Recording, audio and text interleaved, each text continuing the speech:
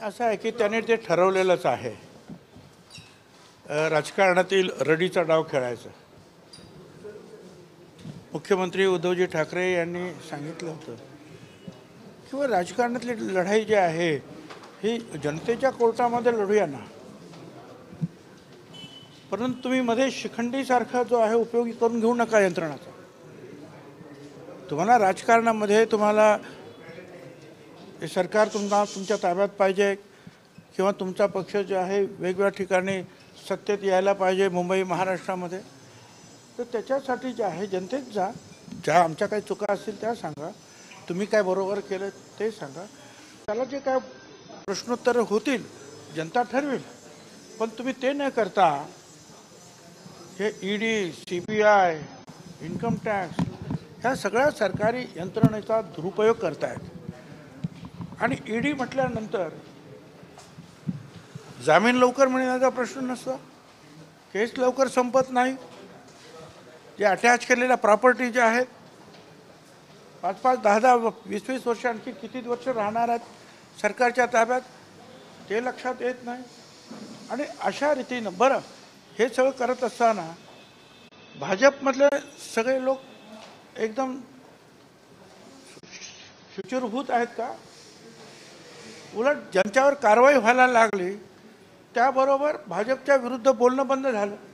काही लोकांनी भाजपमध्ये प्रवेशच करून टाकला, काही लोकांनी सांगितलं आता शांत झोप येते. तर हे जे काय आहे हा रडीचा डाव आहे. तुम्ही राजकारणाच्या पद्धतीने खेळा. मी तर आज 50 वर्ष राजकारणामध्ये आहे. शिवसेना, काँग्रेस, राष्ट्रवादी काँग्रेस, काही वेळा सरकार आली, सरकार गेली. 95मध्ये सुद्धा काँग्रेसचं सरकार आमचं गेलं, आम्ही विरोधी पक्षात राहिलो, काम करत राहिलो. त्याच्यानंतर सुद्धा जे आहे BJPचं सरकार आलं, आम्ही लढत होतो. आणि त्यानुसार जो राजकारणामध्ये ज्या काही गोष्टी घडल्या त्यामुळे ज्या पुन्हा सरकार आमचं निर्माण झालेलं आहे, त्या सरकारच्या त्रुटी तुम्ही दाखवा, परंतु तुम्ही पर्सनल अटॅक करता, आरोप करतात आणि मग सांगतात मग ते सिद्ध करा. सिद्ध म्हणजे कोर्टातच होईल ना. बाहेर किती सांगितलं संजय राऊतने यांनी की मी हे माझ्या कष्टाचे पैसे आहेत आणि याच्यामध्ये कुठेही मनी लॉन्ड्रिंग झालेलं नाही. ऐकतो कोण? तुम्ही एकदा त्याच्यावर ईडीचा शिक्का मारून टाकला आणि ECR केला की त्यांच्या पद्धतीनं ते जे आहे चरखा जसं आपण ऊस चिपाड करून टाकतो पिळवटून, तसा माणसाला सुद्धा पिळवटून टाकण्याचं काम ह्या ईडीचं जे आहे ईडीच्या माध्यमातून होत आहे. खरं म्हणजे हा कायदाच ड्रॅकोनियन आहे, राक्षसी कायदा.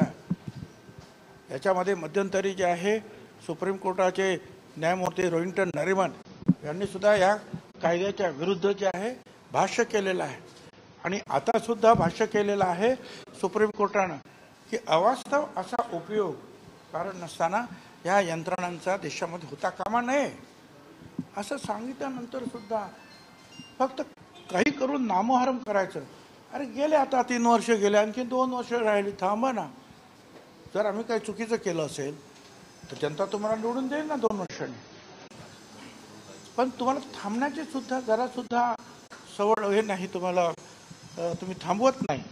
तुम्हाला ताबडतोब सगळं काय जे आहेत लोकांना निस्तनाबूत करायचं आहे हे बरं काही ठीक आहे असं काही मला वाटत नाही.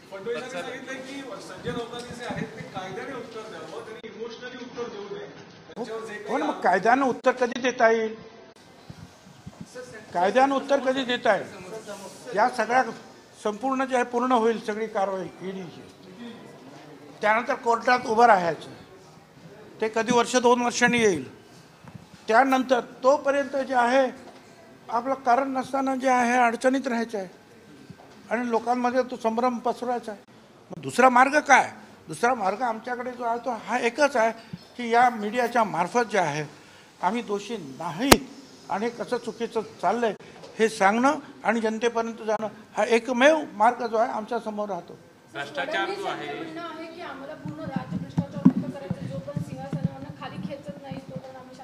करा ना, तुम्ही प्रयत्न करा. काय तुम्ही ईडीला, CBIला, इन्कम टॅक्सला या यंत्रणांना का पुढं करता? तुम्ही राजकारणामध्ये आज 20-22 वर्षाचे आहे, तुम्ही आता आमदार म्हणून पाहिलेला आहे.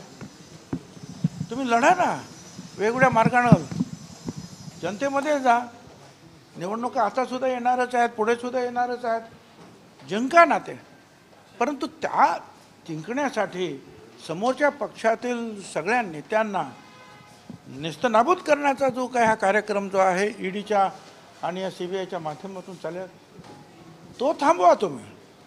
आणि मी तुम्हाला स्पष्ट सांगू इच्छितो या सगळ्यांना की लोकांना हे सगळं कळतं आहे, हा कशा प्रकारचा अन्याय तुमचा चालला आहे, दादागिरी चाललं आहे, सगळं कळतं आहे. तुमच्या पक्षामध्ये इकडून तिकडे गेलेले लोक काय होते, त्यांना कशा नोटीस आल्या आणि कशा रीतीनं त्यांनी तिकडे उडी मारली हे सुद्धा लोकांना माहिती आहे. लोक काही हे सगळे लोक मनात ठेवतात आणि निवडणुकीच्या वेळेला बरोबर आपलं मत देतात. सर, त्यामुळे तुम्हाला लढायचं असेल तर मैदानामध्ये, राजकारणाच्या मैदानावर लढा. CBI आणि ईडीच्या पाठीमागे राहून लढू नका. पण यामध्ये सगळ्यांचं नुकसान होतंय. मुख्यमंत्री पद मिळालं शिवसेनेला, पण पक्ष म्हणून शिवसेना कमकुवत होत आहे. सगळ्यांना त्रास होतो, आम्हाला त्रास नाही झाला. आमचे मंत्री नाहीत, आमचे 2 मंत्री तर आता आज सुद्धा आतमध्ये आहेत, जेलमध्ये आहे. शिवसेनेला त्रास होतो अशाला भाग ना, आम्हालाही त्रास झाला. त्यांची जे वक्र नजर ज्यांच्यावर जाईल, जो जास्त बोलेल, जास्त होकल असेल, जास्त त्यांच्यावर टीका करील, ते टार्गेट होतात. आता ज्यांना टार्गेट होऊ नये असं वाटतं ते शांत बसतात. परंतु ज्यांच्यामध्ये नसामध्ये लोकशाही भिनलेली आहे ते शांत बसू शकत नाही. सर, असाच एक प्रश्न आहे की 2014 साली राज ठाकरेंनी लोकसभेच्या वेळी वेगळी भूमिका घेतली, जेव्हा त्यांनी काँग्रेस NCPला पूर्णपणे सपोर्ट केलेलं. त्याच्यानंतर एक नोटीस त्यांना आली. त्याच्यानंतर त्यांनी अजून एक वेगळी भूमिका घेतली राज्यसभेच्या विधानसभेच्या इलेक्शनच्या वेळी. ही भूमिका जी बदलली जाते ह्याच्या मागे हाच प्रकार आहे का असं तुम्हाला वाटतं का? आम्हाला तरी वाटतं तसंच. मी तो तसा बाईट दिलेलाच आहे की तुम्ही जे आहे मोदींच्या विरुद्ध बोलत होता, तुम्ही भाजपच्या विरुद्ध बोलत होता आणि तुम्हाला सुद्धा एकदा ईडीची नोटीस आली, बोलवलं आणि काही दिवसांनी सगळं काही थांबलं. ते सगळं त्यावेळेला येत होतं वर्तमानपत्रामध्ये सुद्धा. हे काय कोहिनूर टॉवर वगैरे काय जे आहे 350 कोटी रुपयाचं काय काय ते एकदा वर्तमानपत्रात सगळं येऊन गेलं काय. पण नंतर जी काही दीक्षा तुम्हाला मिळाली ईडीच्या ऑफिसमध्ये, त्याच्यानंतर सगळं थांबलं, तेही थांबले आणि तुम्ही सुद्धा जे आहे ट्रॅक बदलला. सर, एक मराठी फक्त महाविकास आघाडीतून राजू शेट्टी बाहेर पडले, महाविकास आघाडीतून. ठीक आहे, आता काय त्यांनी तसं करायला नको होतं, काय थांबायला होतं. त्यांचं तर नावसुद्धा आपण जे आहे MLC म्हणून राज्यपालांकडे दिलेलं होतं. आता राज्यपालांनी सगळीच्या सगळी 10 नावं अडवून ठेवली. हा आमचा गुन्हा नाही ना. पवार साहेबांनी किंवा राष्ट्रवादी काँग्रेसने जे त्यांना जवळ घेतलं आणि त्याप्रमाणे त्यांना न्याय देण्याचा जरूर प्रयत्न केला. परंतु आता त्यांचे काही गैरसमज झाले असतील, ठीक आहे. लोकशाहीमध्ये कोण जवळ येईल, कोण दूर जाईल. कल ईडी ज्याप्रमाणे ईडी आणि CBIची कारवाई महाविकास आघाडी नेत्यांवर केली जातं, तुमच्याकडे पोलीस यंत्रणा आहे, तुम्ही कुठल्या प्रकारची कारवाई भाजपच्या नेत्यांवर करत नाही, ही मात्र मोठी नाराजी आहे. असं आहे ना की राज्य सरकारचे जे कायदे आहेत ते तेवढे कडक नाहीत जेवढे त्या ईडीचे आणि इतरांचे आहेत. आम्ही कारवाई करायला लागलो की ताबडतोब जामीन मिळतो. ईडीमध्ये तुम्हाला जामीन मिळत नाही. ईडी हा जो अचानक पुढे आलेला जो प्रकार आहे आणि सगळ्या देशभर जो वापरला जातो, त्याचं कारण असं आहे की त्याच्यामध्ये ज्या गोष्टी आहेत जामीन न देण्याच्या संदर्भामध्ये, त्यामुळे जे आहे हा प्रकार जो आहे अतिशय भयानक ठरतो. सरकारचे जे आहेत कायदे जे आहेत, काय भ्रष्टाचाराचे असतील, काय दुसऱ्या आणखीन काय असतील, याच्यामध्ये जो जामीन मिळतोच. आणि सर्वसाधारणपणे जागतिक न्यायाचं हा न्याय आहे की कुणालाही जोपर्यंत त्याच्यावरचा दोष सिद्ध होत नाही तोपर्यंत त्याला जामीन मिळणं हा त्याचा हक्क आहे. परंतु इथे तो त्याप्रमाणे होत नाही आहे. आणि त्यामुळेच आज अनिल देशमुख आहेत आणि नवाब मलिक वगैरे आहेत, ते अजूनही आतमध्ये आहेत आणि त्यांच्या अगोदरचे सुद्धा अनेक लोक आतमध्ये आहेत. सर मैं संक्षिप्त में आपसे जानना चाहेंगे कि जिस प्रकार से कार्रवाई हो रही है, पहले हमने देखा नवाब मलिक जो भाजपा के खिलाफ बात कर रहे थे उनके ऊपर कार्रवाई हुई ईडी की, अब जो है वो संजय राउत की प्रॉपर्टी अटैच की गई है, इसको आप कैसे देखते हैं? क्या आपको लगता है ये वेंडेटा पॉलिटिक्स चल रहा है महाराष्ट्र में?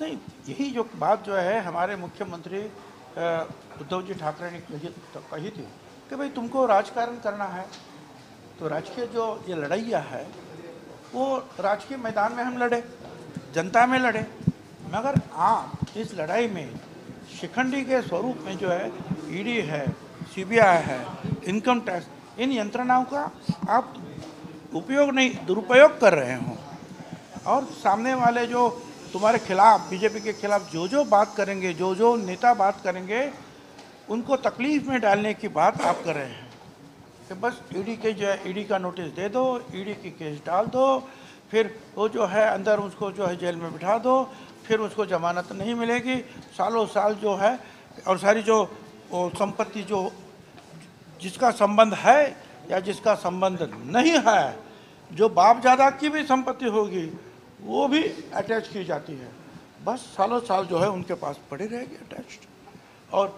बाकी हम लोग लड़ते रहेंगे कि भाई हमारी प्रॉपर्टी छोड़ो. तो ये जो है बहुत दुखदायक ऐसा एक कानून जो है इस देश में बनाया गया है, इसमें रोहिंटन नरीमन साहब जो हमारे सुप्रीम कोर्ट के जज, उन्होंने कहा था कि भाई जमानत दे दो और इसमें से कई लोगों को जमानत मिली, फिर से कुछ गड़बड़ी उसमें हो गई है. तो मैं तो कहूँगा सारे देश सारी सरकारों ने ये मांग करनी चाहिए कि ऐसा जो ड्रैकोनियन जो कानून जो बनाया है राक्षस कानून, उसमें जो है संशोधन करने की आवश्यकता है. सर आपने कुछ देर पहले कहा था कि लोग देख रहे हैं का अन्याय हो रहा है. मेरा सवाल आपसे ये है कि कुछ दिन पहले संजय राउत ने ईओडब्ल्यू को एक खत लिखा था और उन्होंने कंप्लेंट फाइल की थी ईडी के अफसर के खिलाफ, लेकिन अभी तक महाराष्ट्र सरकार की तरफ से कोई ऐसा है ना कि महाराष्ट्र सरकार जो पुलिस जो है वो कानून से पूरी इंक्वायरी करेंगे, कौन से जो है कानून में बैठता है वो देखेंगे. ऐसा नहीं कि बस यहाँ से फ़ोन आया वहाँ से फ़ोन आया ईडी को, बस सुबह हाजिर हो गए, चलो भाई अंदर और कुछ पेपर बना दिया, ये ईडी का जो है नोटिस तुमको, चलो ऐसा नहीं करेंगे ना. जो है उसको जो है देख पूरी जो है पूछताछ करके फिर उसके ऊपर जो भी कार्रवाई करनी है वो करेंगे. हम इन यंत्रणाओं को दुरुपयोग नहीं करना चाहते. भाई कंप्लेंट आई है तो उसकी जो है आप पूछताछ करो, अगर उसमें जो है सही है कार्रवाई करना ठीक है तो कार्रवाई करो. जिस प्रकार से आपके सरकार के ऊपर उंगलियां उठाई जा रही है, मंत्रियों को जो है वो कहा जा रहा है कि ये करप्ट है, क्या आपको लगता है कि पिछली सरकार जो थी वो पूरी तरीके से क्लीन थी? क्योंकि आप लोगों की तरफ से कहीं कोई ऐसा मसला सामने नहीं आ रहा है. अरे भाई 26 इल्ज़ाम उनके ऊपर भ्रष्टाचार के हाउस में लगाए गए थे, 26. और जिस दिन भ्रष्टाचार का इल्ज़ाम लगाया जाए तीसरे दिन मुख्यमंत्री खड़े हो जाते थे और कहते थे कुछ नहीं है, क्लीन चिट खत्म. आप जो एंटी करप्शन है या जो मशीनरी है जिनको इंक्वायरी करना है इल्ज़ाम लगाने के बाद, उनका हेड जो है मुख्यमंत्री वही कह रहा है कि कुछ नहीं है, तो नीचे क्या बोलेंगे, कुछ नहीं है. तो इससे जो है उन्होंने कभी भी जो है किसी के ऊपर कोई कार्रवाई नहीं की. हालांकि करोड़ों रुपए का जो है घपले का इल्ज़ाम उन लोगों के ऊपर भी लगाया गया. क्या आपकी सरकार करेगी कार्रवाई इसके ऊपर? समझो अपनी सरकार को क्लीन चिट दी होगी तब, लेकिन क्या आपकी सरकार जो लोगों का पैसा जाया हुआ है या जो करप्शन हुआ है पिछली सरकार, उसकी जो इंक्वायरी करेंगे ना, आहिस्ता आहिस्ता बाहर आएंगे. और इसकी इंक्वायरी थोड़ा थोड़ा शुरू हो गई. जैसे ही शुरू हो गई ईडी की कार्रवाई हमारे लोगों के खिलाफ तेज हो गई. ये आप सोचो.